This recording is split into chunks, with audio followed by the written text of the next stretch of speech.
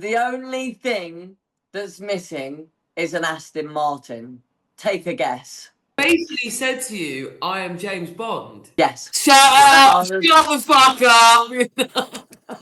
Hi, hello, how are you? Welcome to today's episode of Crying in the DMs, which you will see is being recorded quite differently. I'm not yet in the studio. I am, in fact, sat in my home gym, and I'm joined today by mental health advocate, lifestyle coach, and former girlfriend of Lee Andrews. Today, Alana, it's lovely to have you on the show. Thank you for Skyping from fucking Thailand.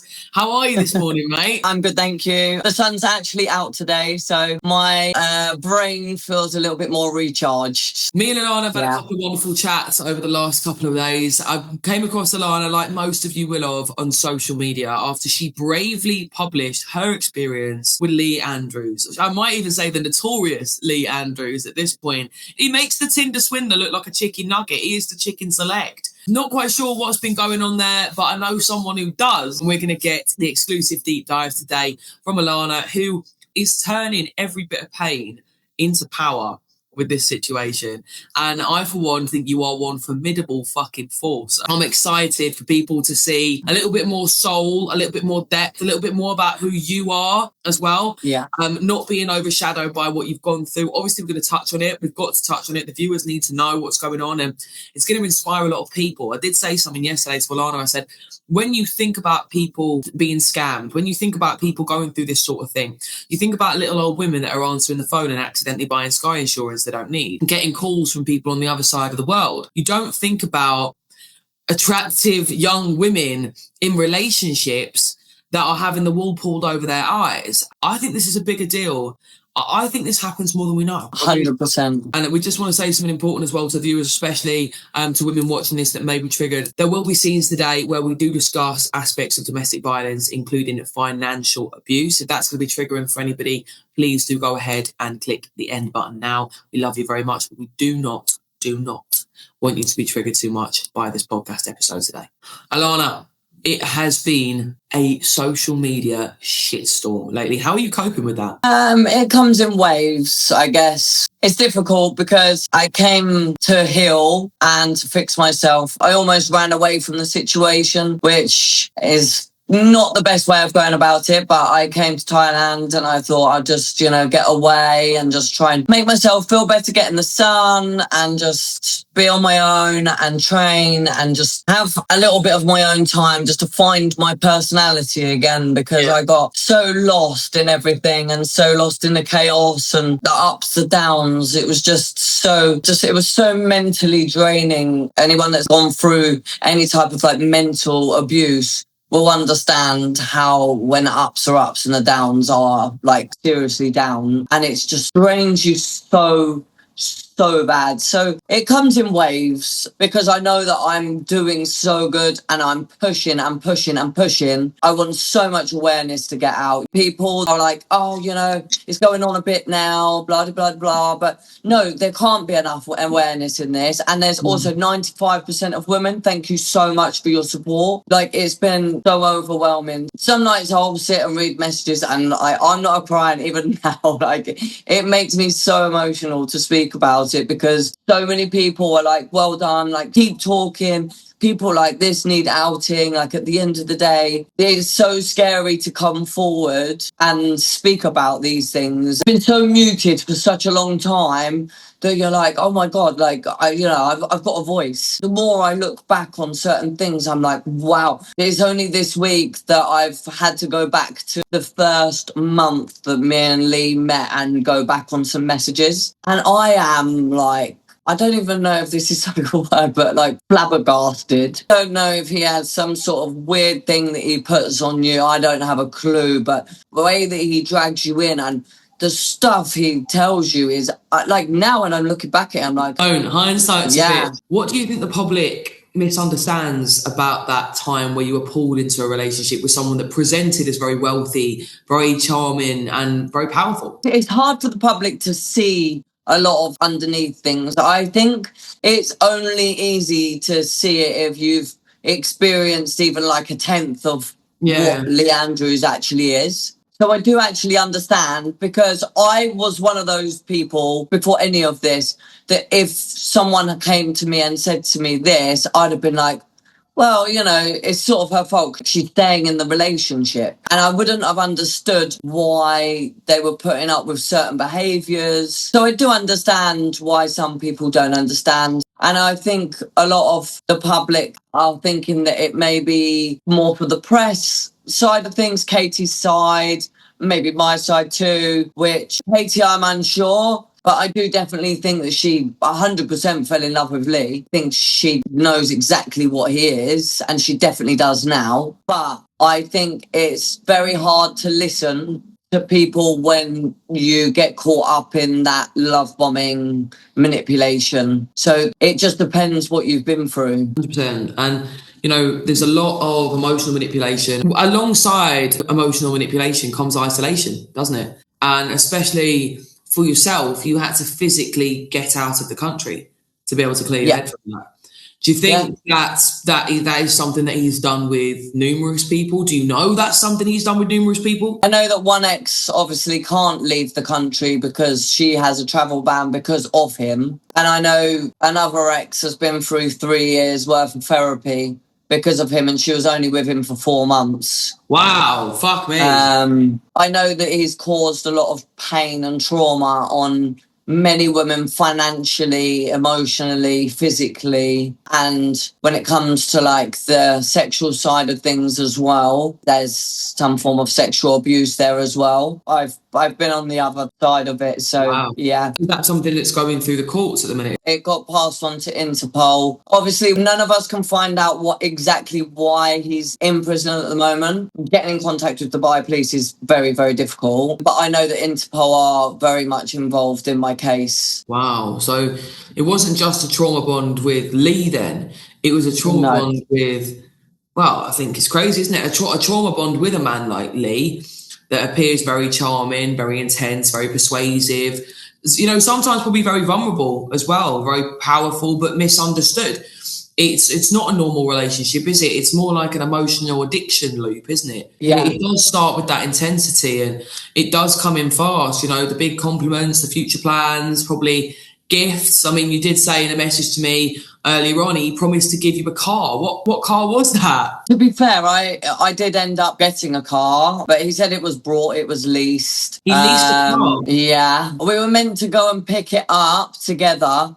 And then, I woke up and then he was like, oh, it's in the basement. And it had a red little bow on it. But we were meant to go to the dealership together and, me sign over. And he took me to the dealership first and then put a deposit down on a car. What car was it? Then a Mercedes GLE AMG. And then the one that was in the basement was, don't get me wrong, it was a beautiful car. But it was a GLC, and it was it just had the AMG kit on it, but it was the 200 and it was white. And he was like, oh, it's not the one that we originally signed for, but, I actually preferred this one. So I went and picked it up for you, and I thought it'd be a great surprise. But obviously it's because he couldn't take me into the dealership because he hadn't brought it from that dealership.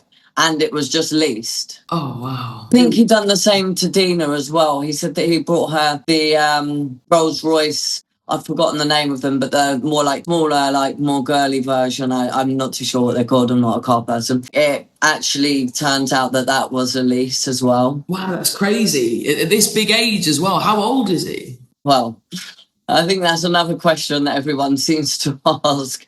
I don't know if his passport's even real. I don't know what's real and what's not real. It's not even a laughable situation, but you have to almost laugh about it because it's I don't even really know how old he is. He told me 40. Obviously, you're not going to be like, oh, let me check your driving license. Let me check your passport.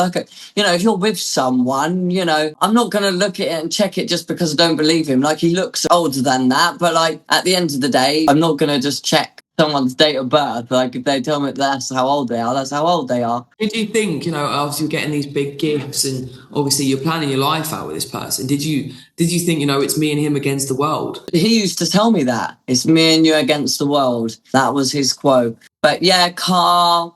We went and brought the horse together. Just another very weird thing to do. We haven't covered the subject, but my partner that I lost when I was younger due to suicide. His name was Carl. He come back and be like, oh, you know, I've decided that I'm going to call the horse Carl. No. To be fair, that was one time I actually did stand up for myself in some sort of manner, because I was like, how dare you say that name? Like, no one brings that name up, especially like if you weren't there or you weren't friends with him. Like, I told Lee stuff out of confidence, you know, with what I've been through in my life and like what had happened to me and what that had done as an effect to me. And yeah, he was like, oh, I've decided to call it Carl. Thought it'd be a really nice idea. You can't just call the horse after your girlfriend's dead ex-boyfriend. I mean, that does sort of show where the mentality is, though, doesn't it? Yeah. These massive declarations of love, you know, huge declarations of love that aren't even properly thought through.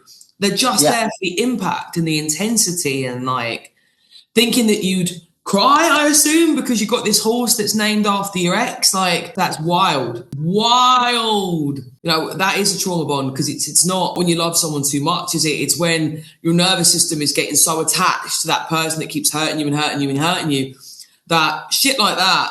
If you were, and I think he manipulated me well, because he put me in such a safe space to start with. Felt so safe. And I told him so much. But once, like, I went into my feminine and I really like felt like at ease, and, you know, everything just felt like calm, everything, because he was treating me like a princess. And I just felt like, oh my God, maybe this is like genuinely what it's meant to feel like. And I haven't loved someone since my partner died, and that was early 20s. And I told him a lot about like what we used to do like as a couple, and like the little notes that we used to leave each other, and got our own flat quite young. So we were budgeting on money, walking around Asda's, you know, with a calculator at the end of our work weeks, you know, doing our food shopping. And he always used to buy me a bunch of flowers no matter what. And my dad owned a massive flower store before he became successful. So like, I'm a sucker for flowers, and obviously Carl used to always, no matter what, buy me flowers, because it was just a very meaningful thing for me, because it's like a dad gesture. And then like Carl's like, you know, he was my true love, and that's just what he used to do. And then Lee was the same, like every week, flowers, notes. Yeah, there was a lot of mirroring of the trauma that I had been through. He mirrored a person that no longer existed, which I think this is what's affected me a lot the most, because I feel like I've basically mourned another person, because the person that I fell in love with doesn't exist. I feel like I had like a big loss. Well, yeah, you have. It's heartbreaking. He moulded himself into someone that I truly loved and truly cared for. And I mean, when you're that age as well, it's so pure. You don't come with trauma and you don't come with exes. So when you're young, it's pure. Your first love's the one where you fuck up the most, and it's one where you love the hardest. He moulded so much to that. It got me so attached, and it just, when I say it didn't exist, Lee is a vile. I don't even call him a human. He's just a fucking parasite. Do you feel like he used that trauma to get close to you? 100,000,000% yes. Wow, that's evil, isn't it? Very. Like, he is an evil person. Like, when I first got with him, like, I received message after message. Dina, who Katie has just done her chat with, just the stuff that he puts people through is just, it's wild. It is honestly wild. The public probably know 3 or 4 tenths of the actual storyline, because a lot of it can't be put out in the press, because a lot of it is very sensitive stuff. I've said it before, but like there's been stuff like said about how there's been things about like younger people being involved, you know, how he likes the other sex of younger generation. Wow. Obviously, like, I can back myself with all the proof, which is why I've gone as far as I have with all of this, because if I didn't have every bit of proof, I wouldn't have a leg to stand on. So everything that I say, I obviously can back myself. A lot of people have messaged me, out him more, out him more. It's not about outing him more. It's about getting him in prison where he belongs or in a mental hospital and getting him stuck there where he can get help or locked away exactly where he's meant to be. That's exactly what I'm here for. I'm not here to keep outing him and outing him and outing him and outing him and showing everyone who he is. As long as the police know who he is, I can get him put exactly where he's meant to be and he stays there and he rots in there where he deserves to be. That's all I care about. Is this passion coming from pain? Is it coming from purpose? Is it a blend of the two? When we say we want someone to rot somewhere, that's like hatred. That start with, I hated him and it was taking up so much energy.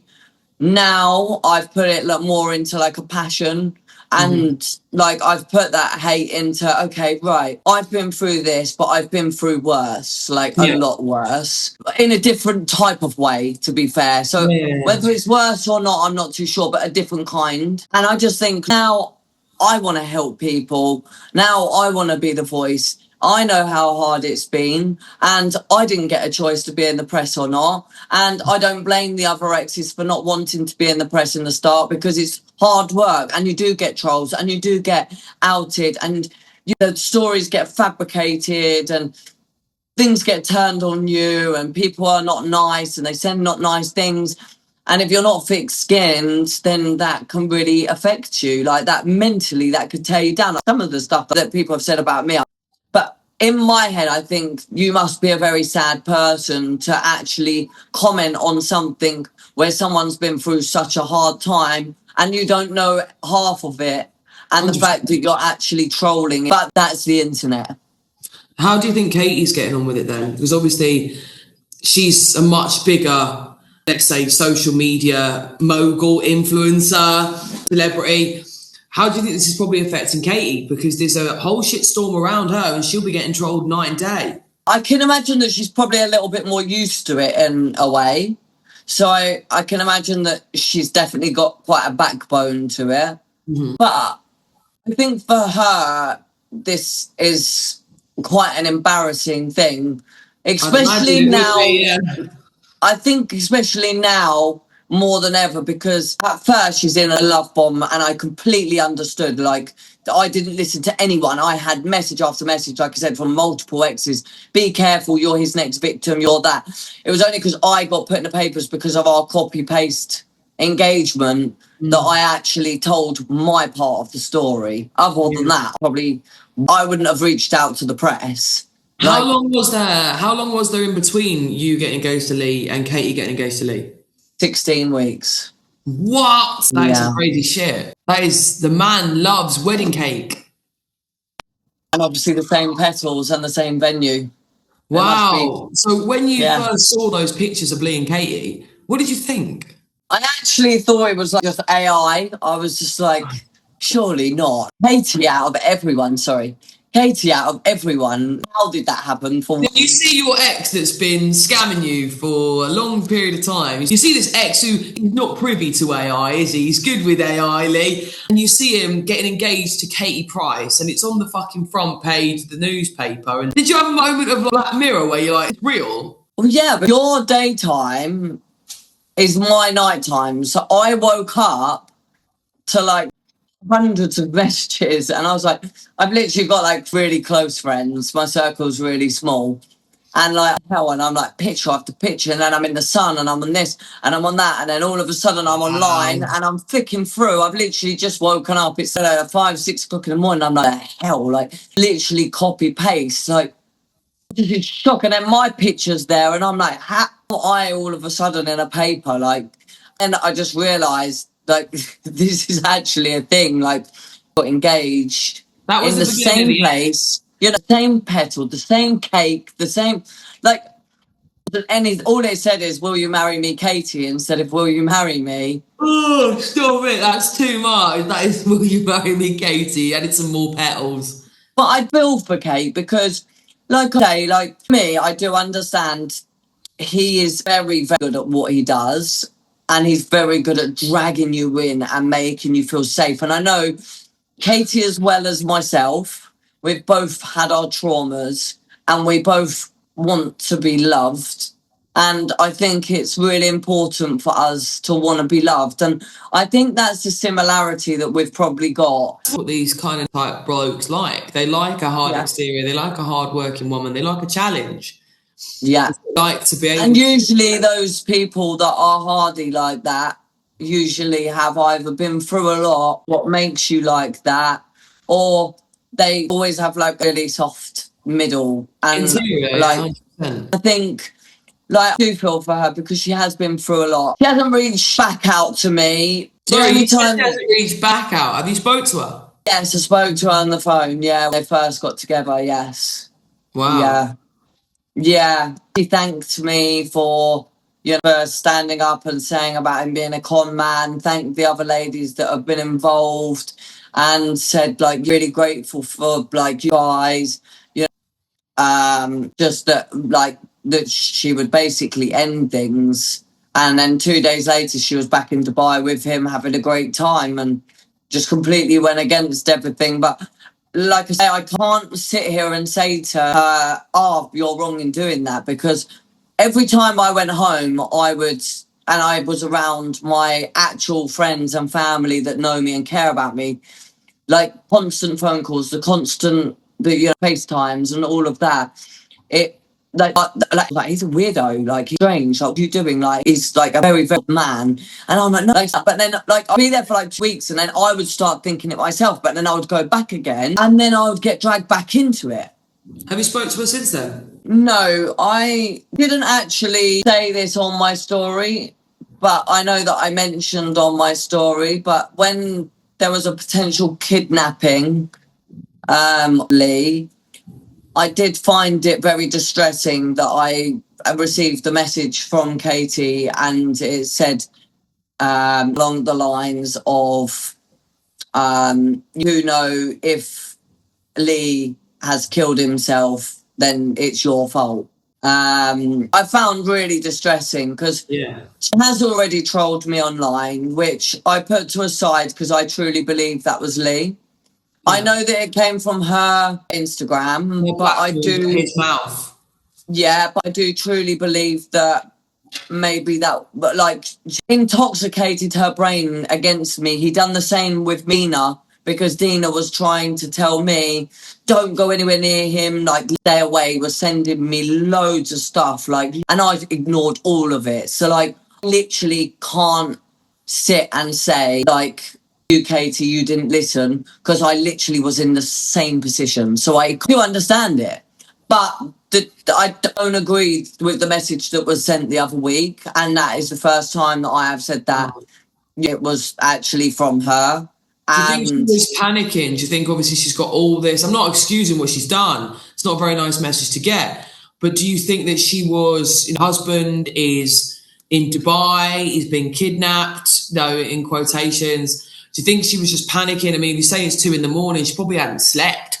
Do you know what I mean? Well, she's firing 2 o'clock in my morning, so actually it's daytime, your time. Right. I mean, still, same goes. She probably hadn't slept, been up for days, husband's been kidnapped in Dubai. It's just a very hard statement to come out when I can imagine that she knows what I've been through, because I know that Lee had told her, oh, been in a priory, blah, blah. Yeah, I've been in a priory because I went through a massive trauma of my partner committing suicide. So I should think that she probably did know about that situation. And I find that that's a very horrible, distressing thing to put onto someone, I think. Disgusting thing to put onto someone. But whether you're stressed or not, I just feel like, and how is it my fault? He is publicly, internationally hated for every possible reason.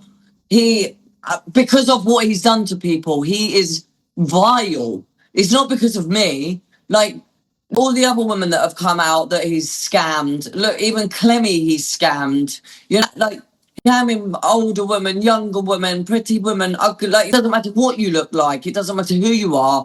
He is scamming women. He's financially abusing women. And like I say, he then also gets a kick out of, while he's with you, it might not be financially scamming at you, but he's spending money of somebody else's on you while telling you that he's working for the Royals, that he's MI5. You know, he told me, we were on the way to the horses one day, and he said to me, do you really know what it is that I do for a job? And I went, well, I know that you've got stuff to do with the Royals, and obviously you've got Aura, and that's going to be launched soon, which Aura fucking got dissolved into 2024. We found out it's a fact through BVI check. You've been done. Obviously didn't know that at the time, but like we were sat in the car driving along, and then he's like, I was like, I know that you've got Aura and this and that, and you've got your trades. And he was like, okay, let's put it this way. So basically, I've been to 160 something countries. I speak every language fluently. I'm good at fighting. I'm good at reading body language. I'm a fantastic driver. I jump out of aeroplanes and helicopters on my own. The only thing that's missing is an Aston Martin. Take a guess. And I just sort of sat there and shrugged it off. Now I can laugh about it a little bit because I'm like, delusion. When I talk about it, I feel like a bit of delusional. And when the people that know me will go like, anyone, how did he do this to you? Like, he said to you, I am James Bond. Yes. While driving a leased car in a leased suit. Well, he told me that he was an arms dealer, that he owned Tuxford Hall, and they've got a massive weed grow underneath it, and the gypsies run it, and they've got like... Yeah, and I know my weeds from back in the day, by the way, guys, because the other day someone said to me that I'm a bit of a slurry speaker. It is the way I speak. I'm sorry. I've got a deep voice, and I might have a bit of a slurry voice, but I don't Amen to that, sister. I've got a list. Yeah, it's the way it is. I'm sorry that I don't speak the way that you like me to speak. I don't know, but obviously did question him a few times because obviously back in the day I did like have a bit of a spliff. So he knew nothing. But again, I just like he told me that he'd done a lot. Like he had obviously his work with the Treasury, which is something to do with Donald Trump. Wow. Like he had to fly to certain places to meet up with like generals. Fucking hell. Yeah. He told me that his ex-wife told me that her uncle was Putin, and that I'm running out of words. His ex-wife is in Dina. No, they're only engaged as well. His ex-wife, who isn't named in anything, so I'm not going to name her. But when he went to prison where I was with him, I actually got on the phone with her because we had to sort some stuff out. And then I was like, and I questioned her, and I was, yeah. And told me that, like, you've been getting on your private jet a lot, and, you know, been going off to the Qatar all the time and doing this and the other. And she was like, basically, she doesn't have a pot to piss in, and that her uncle is definitely not Putin, and that he's a fantasist. And she was just wetting herself down the phone, to be honest. And she always used to message him when we were together and said that, like, you need to get better, you need to get well, like, you've got something wrong with you. And, like, he would turn it around and be like, oh, no, she's just a bit jealous, you know, that, you know. He would do about me to Kate. So, as he done to me, to Dina. It's crazy, isn't it? Because that's one thing people don't really understand. The new girlfriend that defends them so boldly usually does so because she thinks the ex is jealous or obsessed or trying to ruin things. It feels safer to blame the other woman than it does to confront the reality of the partner. Now, don't get me wrong, I was on fucking very hard drugs when I was younger, and I used to chat absolute fucking macca. Absolute macca. You've got to grow out of it at some point. You've got to go, hold on, that's not very normal. The thing is with Lee, I think it's an actual illness.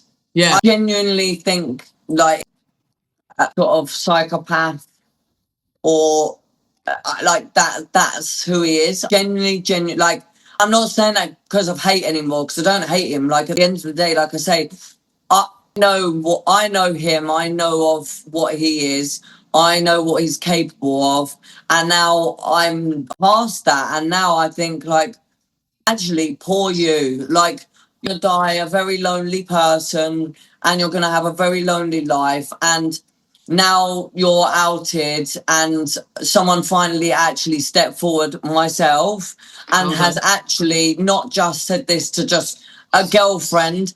Publicly, I've took and beaten just to get my point across, for people to finally actually realise that everything I have said is the fucking truth. 100%. I mean, It feels really good, because then I feel like it now brings out a side to other people to go, right, okay, like, if I speak up and if I just show this message, as stupid as it might sound, because it does make you feel like an idiot. Like, you know, you're not an idiot. And to anyone that is listening to this, you are not an idiot, and nothing's ever too silly. And when you are in love, or you've been love bombed or manipulated and abused and muted and isolated, you are stupid for doing anything or saying anything out of character at all. And it is perfectly okay to come forward and say, this is what's happened, this is what I've said, this is what I've done. Because look, I get it. Like, I literally get it. And like, now that hate is now turned into a passion. And I am. So with that passion, what are you doing with that? What next plan for you after we're done with the Lee train? Yes. So, because I would like people to know me for me, and the fact that I have been through a lot, and it's not just a Lee thing that I've been through. I would set up my own company. Right, start that again. That sounds shit, and you're going to want to clip that bit. Okay. Right, let me ask it differently, because otherwise that's going to piss you off when you go to clip that. It'll piss me off when I go to clip it, right? Obviously, you've been through a lot of shit, not just Lee, your ex-partner, and I mean a whole mountain above that as well that we don't have fucking time to cover today. What are you going to do with this? You can't just sit with the pain. You've got to turn it into something, haven't you? You said before that the hatred that you have for Lee, it's turned into passion. And obviously that's going to then backward ricochet to the hatred you have for everything you've been through. Like, not fair. Yeah. What are you doing with it? Okay, I started from worked in an end of life unit for 2 years. So I've always loved caring for people and helping people. I wanted to join the ambulance service when I came back from Thailand. And I've decided that actually, after all of this, and with how many people have reached out to me, and being a person that's been through so much mental health myself, and that I've also helped some teenagers have had suicidal thoughts, actually have started my own retreat company. It's going to be in Iceland. There's going to be many different retreats, and it will probably go a little bit more than Iceland, but we're starting in Iceland because it's so cool, and it's just a little flight away from the UK. But I'm going to do a couple of free, like, get together safe circles where people, if they want to come and they want to have a one-to-one chat with me, or I'm going to have like other people there.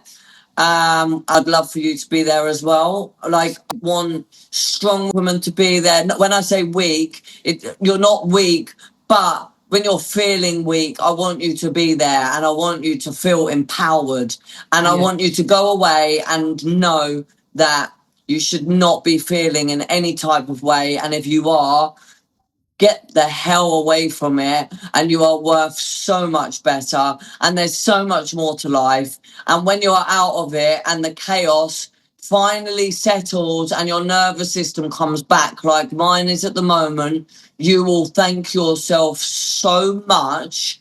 And then, like, when the hatred stops, and like I say, now it's just a passion of mine, is that I've received so many DMs with people that are, you know, like exactly the same position as what I was, and some even worse, and like want to help everyone that I can. And put the retreat aside, you know, these safe circles and safe places. I'll be coming up north. I've got a couple of venues that will be coming. I'll be like, you know, guys about soon. I'll also be going down south.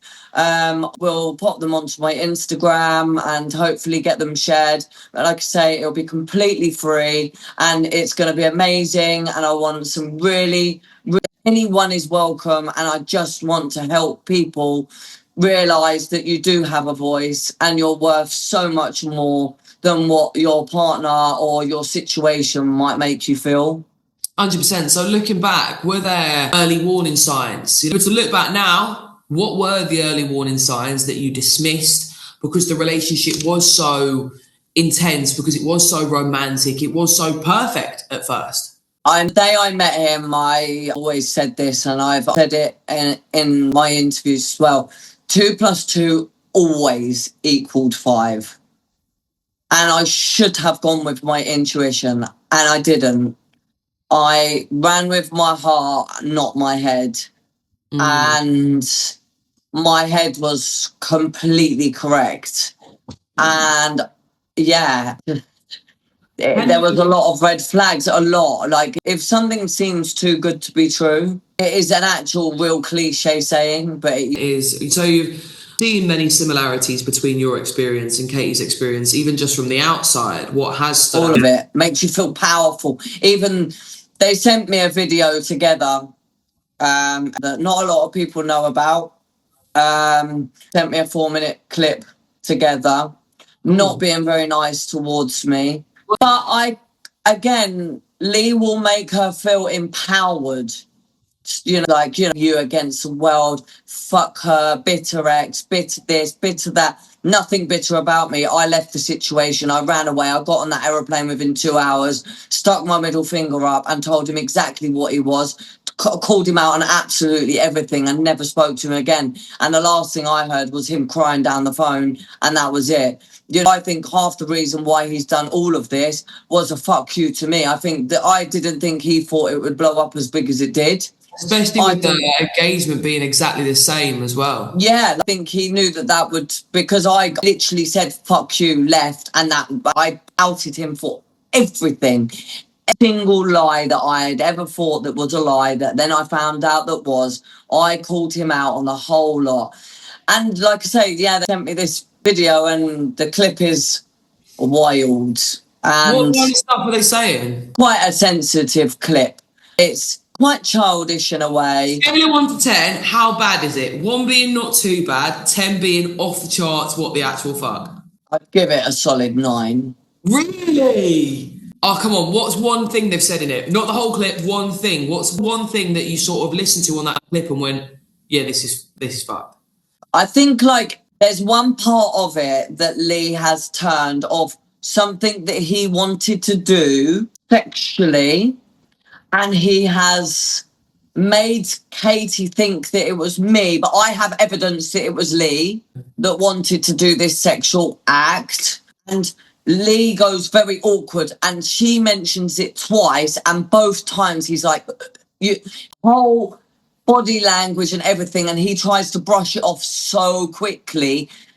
If this tape comes out, you guys will understand what I'm saying right now, because you will go, oh, okay, tries to brush it off the way he's like, yeah, I think that's enough now. The second time that he brings it up, the first time he's like, yeah, and like changes the situation.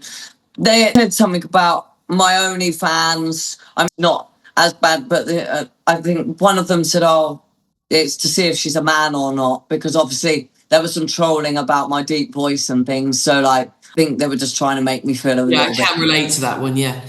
4 minutes of basically trolling me. 2 grown adults videoing themselves as well. Yeah. Again, I can't turn against Katie as much as I don't appreciate her trolling me online with the post that she put up calling me a troll and get back under the whatever she said. I can't even remember. The post that she put up about me trolling me on her social media, the message that she sent me just a week ago, and then obviously the video that's been sent. I still don't blame her Lee does something to your brain, and it's sad because I can relate. Literally does do something to your brain. You know, narcissistic abuse massively affects the fight or flight response. The thing with Lee as well, as much as he's manipulative, he is like so insecure, but he comes across so confident, and like when he talks to you and it's just you and him all the time, because he has no friends or family that's like him, because it's just him. He comes across this like, oh, like me and you are going to do this, and you're going to earn this, and we're going to conquer this together, and blah, blah. And you're powerful, you feel strong. You start thinking that these people are a bit underneath you. You know, I don't need that friend anymore. And you're going to outgrow that friend. You're going to, if not, you already have outgrown that friend. That friend probably you shouldn't really go around with anymore because you've outgrown her. She's only going to bring you down. You know, he used to say it to me about a lot of my friends. He put Katie in a power trip, you know, message Alana, got an obsession maybe with me, she needed, you know, she's been in a lot of turbulent, tumultuous relationships, and maybe this was the safest she ever felt. Like you said at the start of the relationship, it was the safest she ever felt, you know. The cycle is love bombing, devaluation, gaslighting, withdrawal, apology, affection, repeat. Go through every fucking chemical reaction in the book. And then your body says, okay, are we going to freeze, or are we going to fawn, or are we going to fight? You know, fight is usually the last option. You'll fawn for fucking ages. You'll freeze. Me. Yeah, this is why I want to cause so much awareness that I understand. That's what you're going to say. That's why I want to cause a scene. Yeah, I want people to speak and know and have their voice back, because trust me, I'm getting there. I'm healing. I'm getting there, and I'm starting to feel my old self again. I'm getting me back, and it makes me emotional. Completely lost myself. I was so muted. Everyone could see it, and I ignored it, and so sad because there was parts of that where I wanted to take my own life because I didn't know what to do, and I didn't know whether to run. All I wanted to be was loved, and then I would get sad, and he would show me such a loving side, and he would, oh, Dad, you know, I'd never hurt you, I love you, and this and that, and it's so like, it's a journey, and I understand, and sitting in front of a therapist, I'm sorry, I've gone through enough therapy, and I'm sorry to all the therapists out there, but if you haven't been through it, to actually understand it is very difficult. And I just want to be someone that people can reach out to, and to sit there and say, I'm feeling like this and I don't know what to do, because I'm not going to just say to you, just leave. I know it's not that easy, but I will tell you how I done it and how it's made me feel. And I hope that can inspire someone that's in that situation to want to do the same. Fucking sounds fantastic, but it's going to get overwhelming in the inbox. You're going to have too many people messaging you. You can't advise all those people. And not just that, but you don't want to be in a position where you're giving the advice to them directly, because it's a lot emotionally. Even with the right training, even with all the best will in the world, you can't help the world. You can't save the world. You have to act like a funnel. Would you work alongside women's domestic violence charities? Would you direct in any, push people in any particular direction? How are you dealing with those inboxes when they're coming in? So the inboxes right now, when they're coming in, I can't actually give someone advice, but it's just more to listen to them and to say, I'm here as a person. Yeah. And I want to open up to me, but obviously I can't actually physically advise them. I can tell them what I've been through, and like that we can compare situations, I guess. Yeah, they can feel like they can open up, which helps a lot. Definitely been speaking about maybe funneling it towards like Women's Aid, Advanced, Solace. There are quite a lot of groups that you can reach out to, will help you a lot more in those scenarios than what I can professionally, if that makes sense. It would be absolutely phenomenal to see the events that you put on, to see the treats that you're putting on start really working hand in hand, especially with them being free. with those Yes. non-profit organisations, with those charitable organisations like your Solace, like your Women's Aid, Lives as well is a bloody good one with those. And then obviously with you being international based, that opens up such a wider base, both smaller and more internationally known charities or non-profits to get involved. Really make that difference. It will be a snowball effect. We've not got very long left, my love. So I just want to drop a couple last questions for you, if that's okay. So yeah, of course. People watching, a lot of people watching won't know the difference between anxiety and chemistry because it can feel they're very similar in the body. What advice would you give to somebody who is in an up and down relationship at the moment? 1 minute they feel really safe, the next minute they can't trust their own mind. What would be the best bit of advice you give to them? Follow your gut. And if something is not feeling right, it definitely isn't. And I would advise you to speak out to someone, whether it be one of these organizations or whether it just be to reach out to a friend, or like I say myself, that I can't give you advice, but I would definitely speak up and or come to my events when they happen, and you know that you're not alone and you do have a voice. You are not muted. You will come out of it. When your time comes, you will thank yourself. You will make yourself feel so much better. But don't feel silly. You're not silly. You're just stuck. And that up and down roller coaster and manipulation is a real thing. And there is nothing silly or to hide about it. At the end of the day, it's mentally, it destroys you. And all I can hope is that this helps many people, and just speak up. And if you feel like it's wrong, it probably is. It is awful. Women and men alike, they trust another human being over their gut, and then they become addicted to trying to get that relief from that person because they're never going to get it from themselves because they don't trust themselves enough to release themselves from the passion or what we think is passion. Do you know what I mean? And it is the intensity. It's not intimacy. It takes you away from your intimacy within yourself, and you're definitely not intimate with that other person. You might be physical, but you ain't intimate because you don't know a fucking thing about their real intentions. I have an event in August. It's called the Glow Up Club. It's in Liverpool. You coming?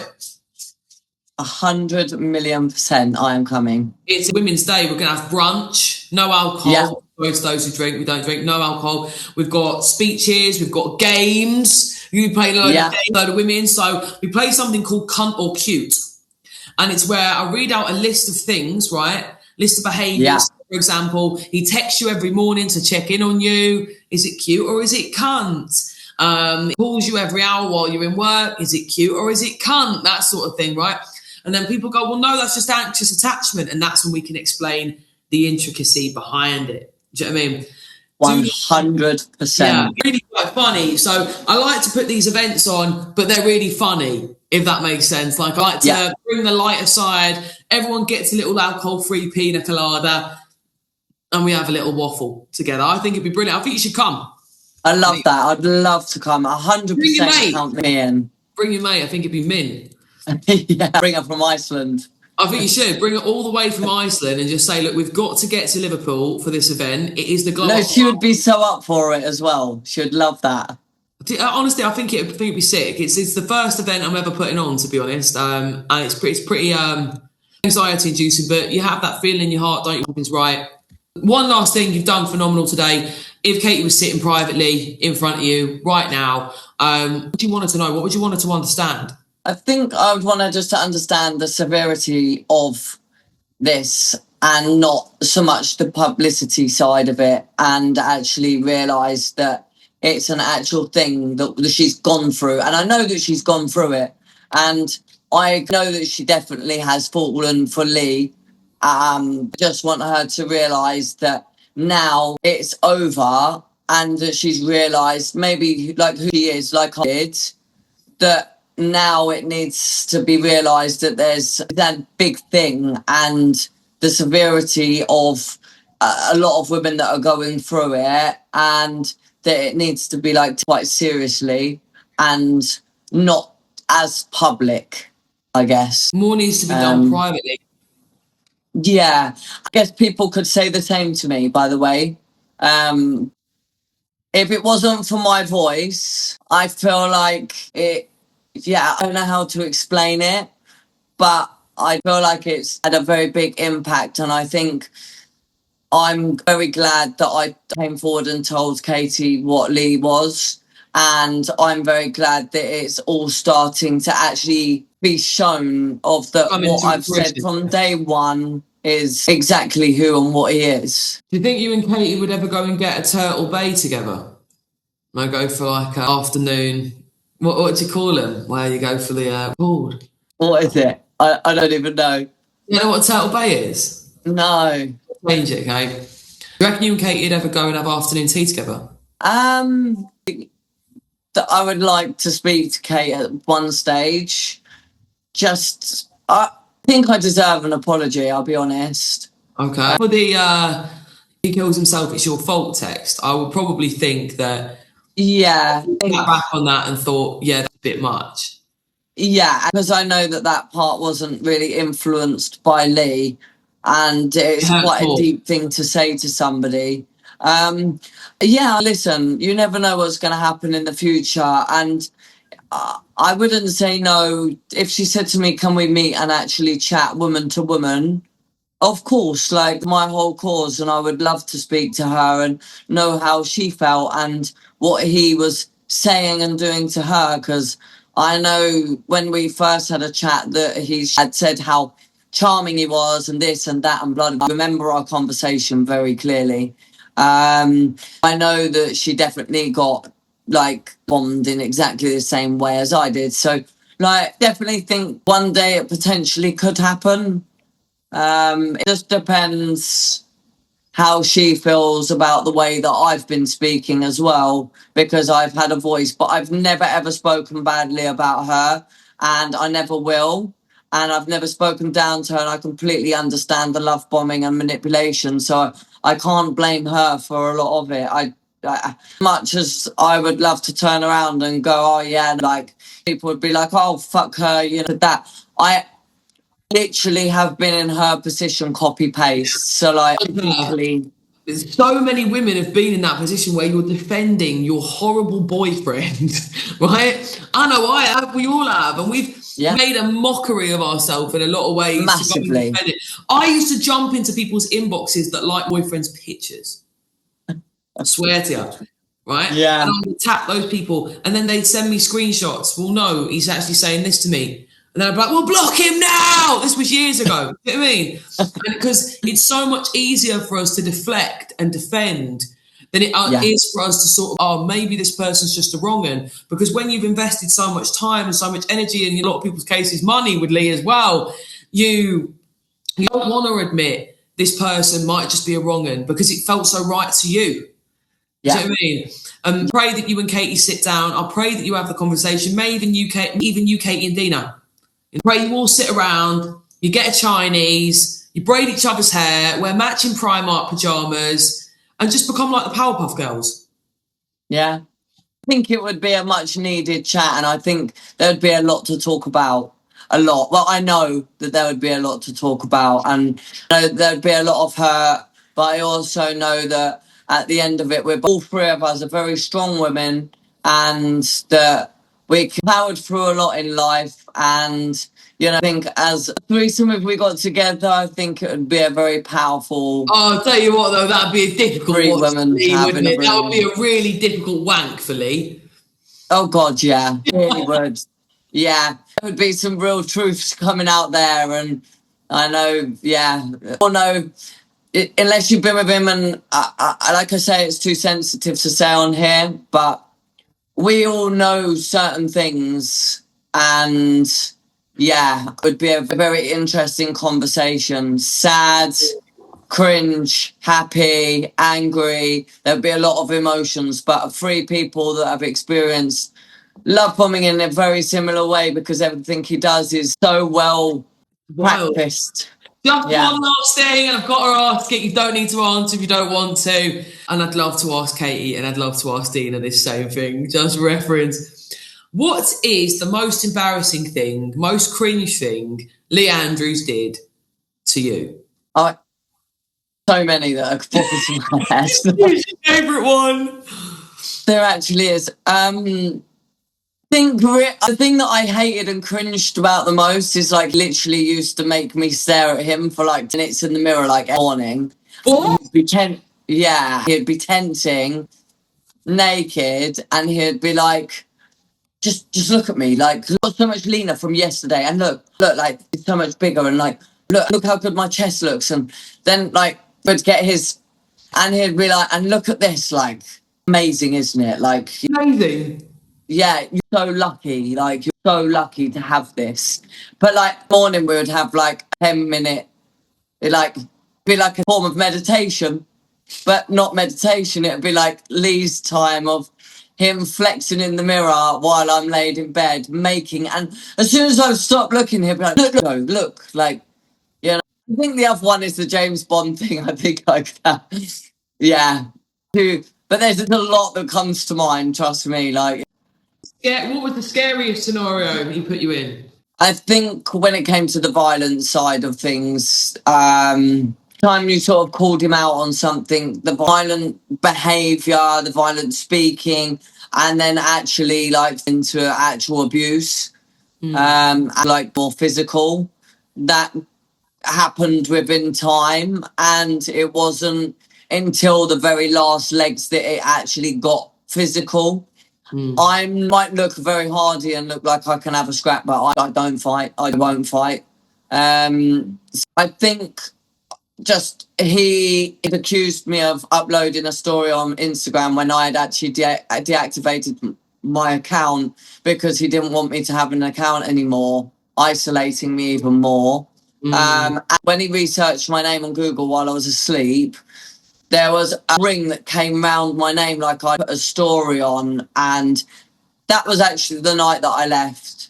The day after, I ran away because woke me up from my sleep. I hadn't been on Instagram. My Instagram was deactivated, and he thought I'd put up a story, and it turned so volatile, and he was awful towards me in so many ways, and I laid there almost quivering in bed, crying my eyes out all night, and all I kept on thinking is, how am I going to run away from this? How am I going to get away? And luckily someone was looking over me the next day, and he left for a few hours. I packed a suitcase, I booked a flight, and I left. Well done. He frightened me that much, and I genuinely thought that potentially he could have killed me, and that's why I reached out, because like things get to that point, I feel like, and then turned it on me and said that you made me act like that because, of course, yeah, abuse ever has such a complex. You made me do that. You made me behave like that. Why don't you have self-awareness? Why don't you have self-control? The key in that is... I could see that he felt like bad, like, and then like he'd deflect it on me to make himself feel better, and then like he'd feel bad again, and then he would make himself feel better, and then bad, and then better, and that happened through the whole night, and then all morning, and I just remember ringing my friend, and I was like, "It was a mess." And I said, please, if you're at work, get in your car and come and help me just pack some bags. I have to leave the country, and I have to leave now. I don't know how long I've got. I think I've got like 2 hours. I need to pack my bags and I need to get out of here. Wow. Well done. No, you know what, mate? You're going to be an inspiration to so many. Absolutely brilliant. I'm so proud of you, mate, for everything you've done. I think you've done phenomenal. I think you're going to continue to do phenomenal. Absolute little diamond. I do think, you know what, it's been brilliant to have you on here. So I'm glad that you came on and you said your bit. And glad that you're going to speak to Katie one day. I'm glad that you're going to put Lee in the bin. I'm glad that you're considering having a Chinese. And I'm open to anything. I've told you, I'm a girl's girl. I can't blame anyone for being in a manipulative, love-bombed relationship. I get it. And as much as it's hurt me, I can understand on the other side of it. So I can't turn against being a girl's girl just because I've had a few things thrown at me because of someone intoxicating them about me when actually it's them that's the problem. That's it. We're all girls, darling. I will see you at the Glow Up Club in August. See you at the Glow Up Club, 100%. 29th. Thank you so much. 100% coming, yeah. Yeah. Right, we're going to have to say bye for today. It's been absolutely great, babe. I really do appreciate you coming on. Thanks for having me. Inspiring. No, you're absolutely fine. Inspiring so many women. This is going to be really proud of yourself. Thank you. Appreciate you so much. Been lovely. You too. Bye, love. Thank you. Bye.